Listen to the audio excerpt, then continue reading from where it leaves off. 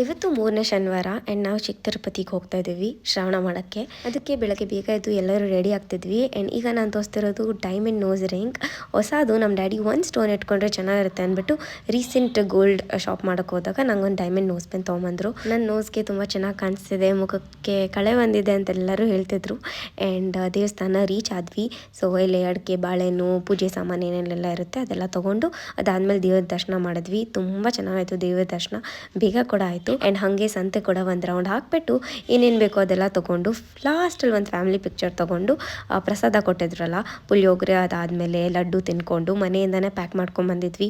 ಇಡ್ಲಿ, ಚಟ್ನಿ, ಸಾಂಬಾರು. ನಮ್ಮ ಚಿಕ್ಕಮ್ಮ ಮಸಾಲ ಚಿತ್ರಾನ್ನ ಮಾಡ್ಕೊಂಬಂದಿದ್ರು. ಎಲ್ಲರೂ ಪ್ರಶಾಂತವಾಗಿ ಮರ ಕೆಳಗಡೆ ಕುತ್ಕೊಂಡು ಅಲ್ಲೇ ಲಂಚ್ನ ಮಾಡಿದ್ವಿ ಲೈಟಾಗಿ. ಆ್ಯಂಡ್ ಮನೆಗೆ ಬಂದಮೇಲೆ ದೇವ್ರಿಗೆ ಎಡೆ ಎಲ್ಲ ಇಡ್ತೀವಿ. ಸೊ ಅದಕ್ಕೆ ಇಷ್ಟೆಲ್ಲ ರೆಡಿ ಮಾಡಬೇಕು. ಪಾಪುಗೆ 3 ನಾಮ ಎಳೆದ್ಬಿಟ್ಟು ದೇವರ ಮನೆಯಲ್ಲಿ ಪೂಜೆ ಮಾಡಿಬಿಟ್ಟು ಈ ಥರ ನಮ್ಮ ಶ್ರಾವಣ ಶನಿವಾರನ ನಾವು